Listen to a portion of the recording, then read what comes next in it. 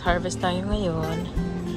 Magluluto kami ng sinigang na baboy. So, kuha tayo ng ating kangkong, kuha tayo ng labanos, talong, yun lang siguro. May sili naman dun sa loob. So, sa kangkong, kuha tayo. Kita nyo guys yung kangkong ko. So, pag tinatanim ko, maramihan siya. Bali sa isang part, ilang seeds ang nilalagay ko. Para hindi nakakalbo pag nag-harvest. Dadamo pa. Yung kangkong, tutubo yan ulit.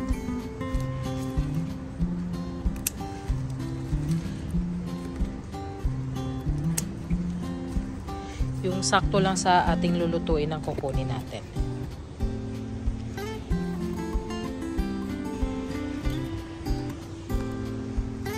Tapos, punta tayo sa labanos.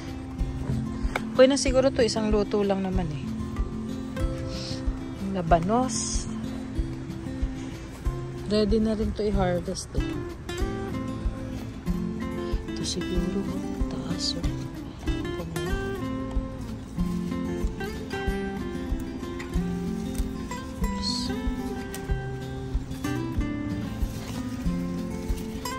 Last time ang nag-harvest sa atin ay si Glenn. So,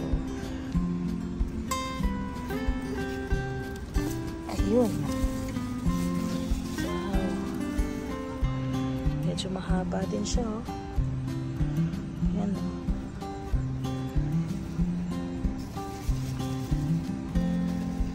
Wow. Ito yung ating harvest na labanos. Ganda niya, no? Grabe, sobrang haba. So, ilalagay natin to. Lilinisan ko muna to dyan muna sa damo. Then, kuha tayo ng kangkong. Ay, hindi. Kangkong meron na. Kuha tayo ng talong. Dito yung ating talong. Yung unahin ko lang yung talong na Filipino talong. Kasi kita nyo guys, nag-iba na yung kulay niya. So, ready na siyang i-harvest actually. Oops. One hand lang tayo ngayon. Yan. Filipino talong. Yung aking mga tanyo Black Beauty na talong. Yan.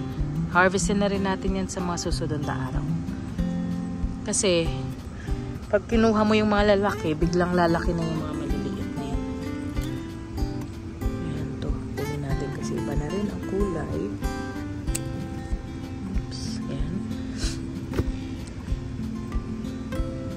Tatlong talong siguro.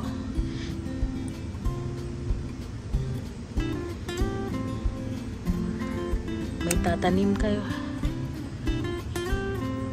Talagang pag may tinatanim, may aanihin. Yan, tatlong talong para sa sinigang. Tsaka sili kaya. Yung ating pulo. Medyo madumi. May sili ako sa loob eh. So, na siguro. Lumalaki na yung ating papaya tree. Oh. I planted that papaya tree from seeds. Ito na ang ating super big guys, no? Kaya nito. Itong mga gunting ko, hindi mo lang ginamit kasi ni Glenn yung isang gunting ko last time. Hindi ko alam kung nasan. Hindi ko alam guys, kinakain pala tong dahon. Kinakain pala ng iba yung dahon ng to, labanos. Pakitapon. So yan.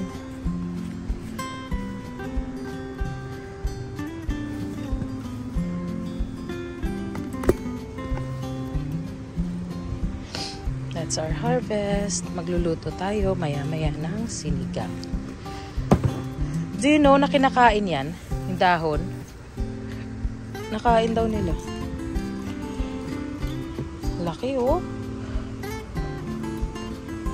Haba pa, no? Grabe.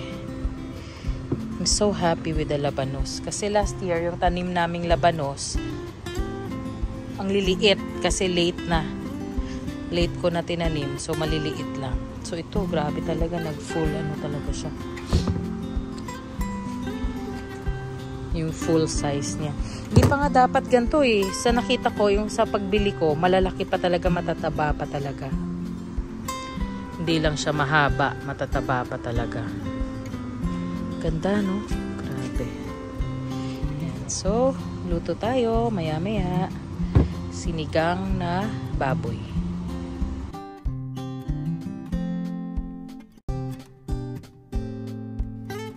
So, ito na guys. Hiwa lang ako ng mga sangkap ng ating sinigang. Lagyan natin ng kangkong na kinuha sa garden. Itong labanos, talong, sili. Maghiwa ako ng sibuyas.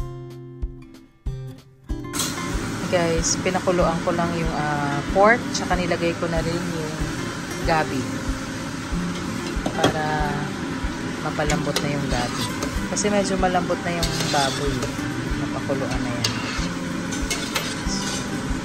Lagyan ko lang maya-maya ng mga papalasa. Sibuyas. Hindi ko pa naasinan to. Pinapakulo ko muna.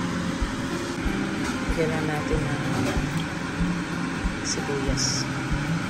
Pagpadagdag lasa. Meron pa tayong sitaw from the garden. So, dagdagan din natin sitaw. Mas masarap, maraming gulay. Medyo kumukulo na guys. Ano to, part to belly. Lagyan ko lang siguro ng asin tsaka konting paminta. Tinikman ko may asin na pala nung pinakuluan ni Glenn. Asin na siya. Tsaka pag nilagay natin yung pang-asin, sinigang mix lang kasi. Meron na rin siya eh. Umaalat na rin sa sinigang mix.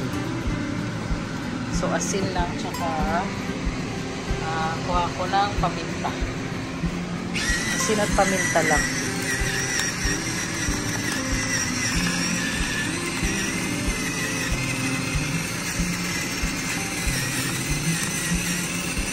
Mas masarap may paminta. Maraming paminta. Ito guys, tanggalin lang natin yung mga scum. Actually, nakuha na ko na ito kanina eh. Pero, siguro, nadagdag na rin sa starch ng mga, starch ng gabi. Kaya, no.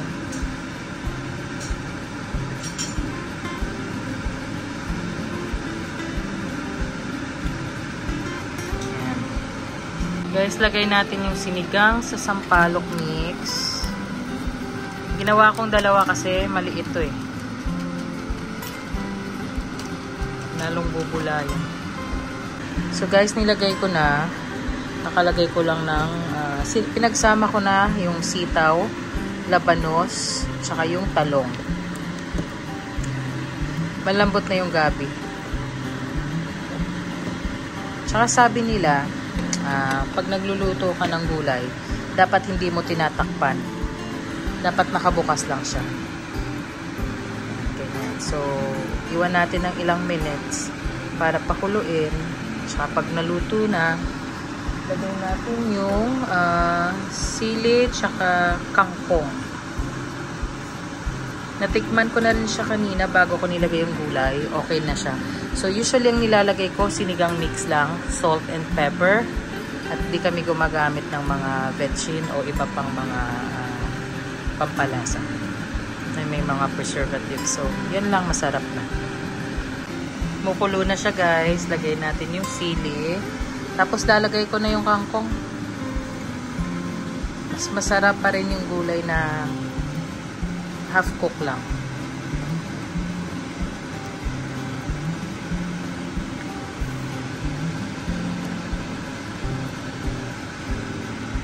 Yung kangkong, sinamahan ko ng konting tangkay.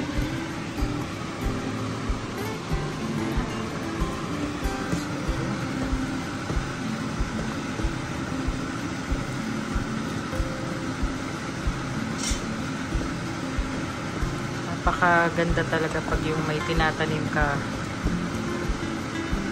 Makakaani ka lang anytime you want. Kakaluto ka lang ng gusto mo. Di ako naglagay ng patis guys, but pwede kayo maglagay ng patis. Lalong mas masarap. Gusto ko yung patis, kaso minsan kasi nangangati ako sa patis. Pero lagyan nyo ng patis para lalong sumarap.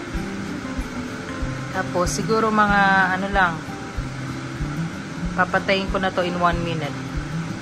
Then luto na ang ating sinigang na pork with gulay. Napakaraming gulay from our garden. Very healthy. Actually, parang sinigang na gulay lang siya na may pork. Konti lang kami mag-pork para hindi mo pa nga makita masyado. But yeah, yan. Yan. Thanks for watching, guys. Bye. Yan na ang ating sinigang na pork. Tsaka, of course, yung vegetables natin from the garden. Ayan. Pork belly siya. Ayan. Napakasarap. And, napakasustansya dahil fresh ang ating gulay at organic yung gulay natin from the backyard.